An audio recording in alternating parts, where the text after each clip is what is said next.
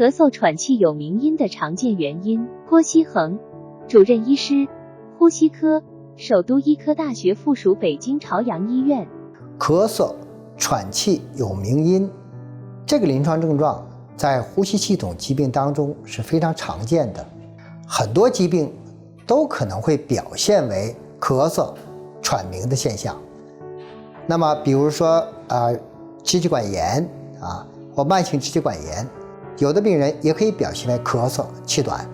那肺气肿的病人也可以这样，严重的支气管扩张的病人，咳嗽、气短的情况也是非常严重。包括还有一些就是支气管哮喘的病人，比如说慢阻肺的病人，这个症状也会非常严重。咳嗽、喘息的情况可以是感染性的肺部感染性疾病，也可以是肺部的非感染性疾病，都可以表现为这样的症状。此外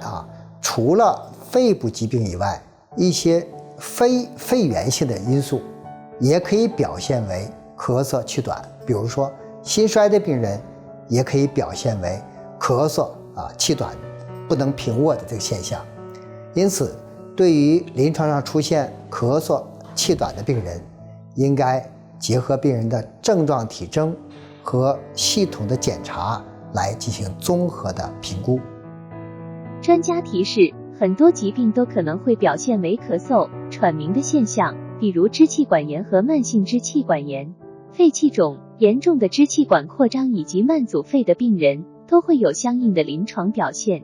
感染性和非感染性的肺部疾病以及非肺源性的因素也可以表现为咳嗽、气短、